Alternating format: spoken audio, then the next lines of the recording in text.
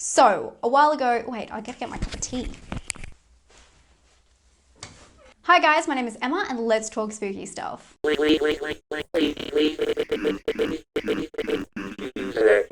So a while ago, I did a spoiler chat about The Invisible Man. Obviously, that was a huge anticipated film for the year, and I wanted to do a spoiler-free version and then a spoiler chat. But recently, I mean, like an hour ago, I watched this film, We Summon the Darkness, and I saw a lot of people asking my opinion about it. They were asking me in the comments, and a lot of people have DM'd me on Instagram about it.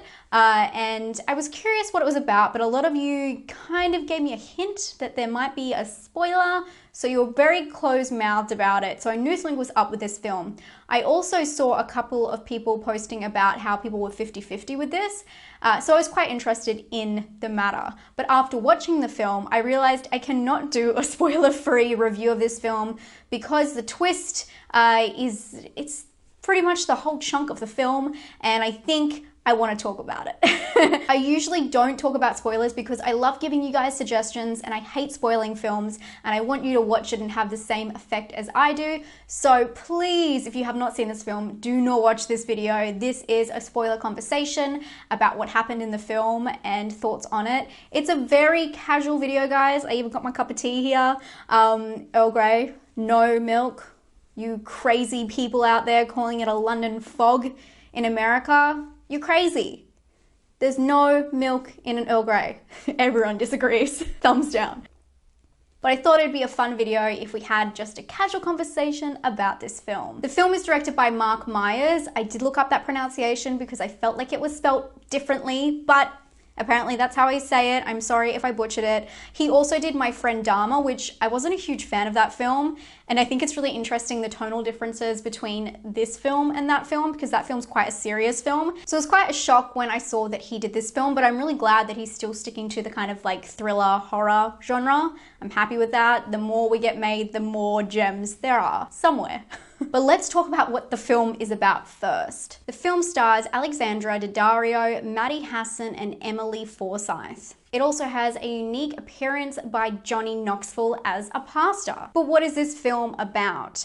During some reported satanic panic murders, three friends head to a metal gig where they mingle with three boys who come back to one of their parents' houses for a party. But everything changes when they drug the boys and reveal that they're not metal fans at all. Instead, they are a part of an extreme religious movement that is targeting metalheads, setting up the murders to look like a satanic ritual. The reason they're doing this is to create satanic panic among the community so that everyone rushes over to the church, because that's how this works. Actually, that is how fear works, right? Kind of sad. But when the stepmother rocks up to the house and then the cops get wind of something odd happening in the premises, things get messy. Or messier.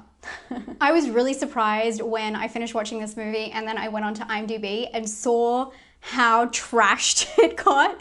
A lot of people said it wasn't a unique idea and it was just really poorly done, which I kind of have a theory why people think this, but at the same time, I think it was totally unique and I love the idea of showing one extremist through another.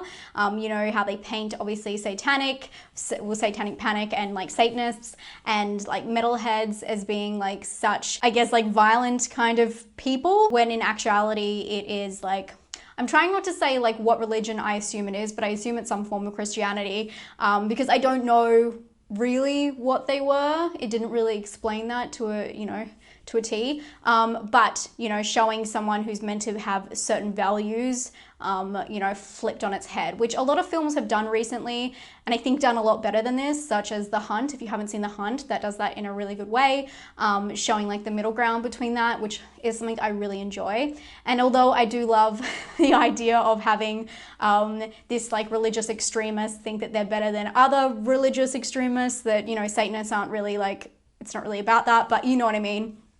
I like that idea. I do think that it's more done in a cheap way in this film. I think that might be where people are finding it hard to like this film or take it seriously, it's because of the tonal changes in the film. It's taking something that's quite serious as religion and like meant to be like making quite fun of it, but then at the same time there are people dying in this film, and the feeling and the vibe from the start of the film where everything is so fun and edgy, and the girls, like their chemistry is amazing, and they're kind of having this like witty banter between them, and you know, they bring the boys in and then they're all having a party and it's getting kind of sexual and like everyone's drinking, and then to completely change it into like this really dramatic story about you know, religion and fear. They could have gone two ways with this. They could have made it completely serious and it was completely different tonal switch, which I felt like they did a good job of at the fire pit when they're all sitting around, and then you feel like the tone shift. That's really hard to do in a film, and I felt like they had it there, but I felt like they let it go when they went back into the house and they have the whole chasing scenes. You're not really sure if it's meant to be fully serious as a film or like a jokey kind of comedy, like offbeat dark drama about like society and religious beliefs and how we treat each other. And I feel like this is more cemented when Johnny Knoxville's character comes back in. I'm just gonna call him Johnny Knoxville. I love him so much, by the way, but he's always Johnny Knoxville. I feel like in that moment when he's like having that talk with his daughter upstairs and then he starts choking her, and then she comes back and she's like meant to be, you know, extreme, religious, crazy, and you know, they have that kind of weird banter between them that it's almost meant to be funny that she's so crazy. And then you're like, is this meant to be funny? Is it not? And I felt like that was the issue I think a lot of people are probably having with it.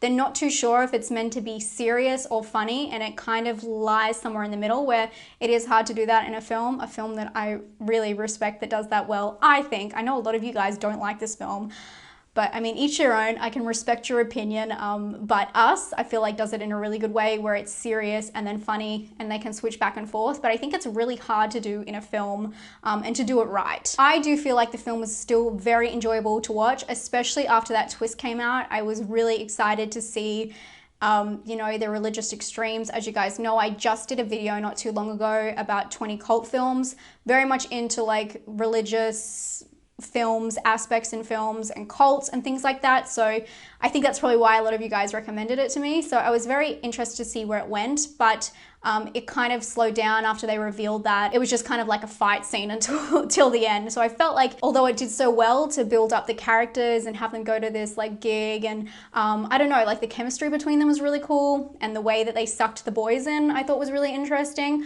I just didn't think that it was just gonna go flat afterwards, and maybe that's where a lot of people feel like it does fall flat. I did think at the start of the film that they were really going to sacrifice someone, and like that's the whole thing they were doing in the car with the radio station. Why were they listening to metal music? I thought that was weird because it doesn't match up later. Things like that, when they're listening to this sacrifice on the radio and one's like, turn it up, I'm like, oh, maybe they have something to do with this and it's meant to, you're not meant to know, and these are actually how perpetrators act. I thought that would be cool.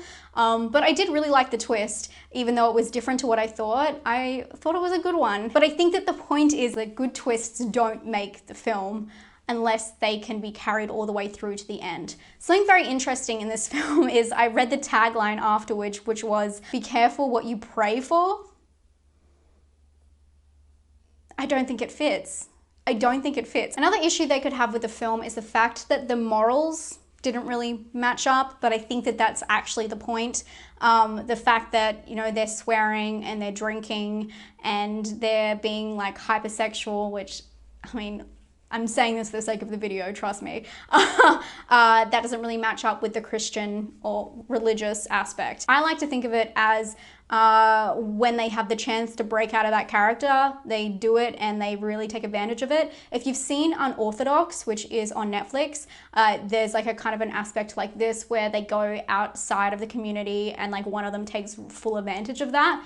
And I felt like that might be what's happening, but with one of the girls, the blonde girl, her personality was so intense and so good. Like she carried the whole story, I think. Her name is Val. Val and Alexis, who is the daughter of the pastor, I felt like they carried the whole story with their banter and their chemistry between them. But of course, especially Val, I just do not feel like she really encompassed the kind of character you would see in a church in an extreme religious group. If you've watched any of the Westboro church stuff, that is the kind of thing I would assume would be in this kind of operation, but apparently not. I feel like that kind of does mess with you and the idea for the twist, thinking that they were like metal chicks. So I feel like, yeah, I mean, they kind of played us for a fool, but our character's so good that it's just fun to watch and go along with. Overall, that's just me kind of picking apart different aspects of this film, and I'm still kind of on the fence with it, I think. I still would give it a 6 out of 10. I felt like the first 2 acts, or like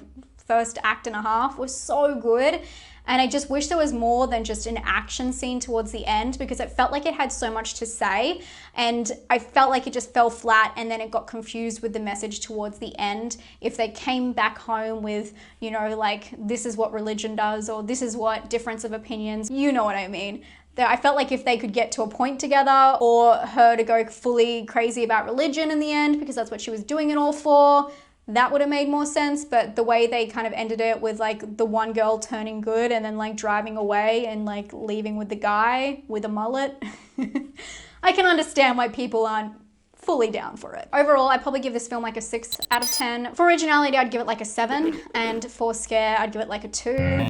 I think it's worth your time. I mean, you've probably seen it by now. If you haven't seen it, I've ruined it for you. But I do feel like the characters' chemistry was so good and the casting was ace. And I think it's worth watching it just for that, because it was really fun to watch that. But I do agree that it doesn't make much sense at all. But Johnny Knoxville. I'd love to hear your opinions on what you think. If you hated it, why? Let me know. If you loved it, let me know. I can't wait to see what you guys have to say about this one. Let me know if you like these more casual chat videos. I try and do them like every couple of months, but I felt like this one was perfect for it, because it all only makes sense if you talk about the spoiler, right? I hope you guys are having a great day, and I hope you're all healthy and safe, and I'll talk to you guys very soon. Stay spooky. Bye.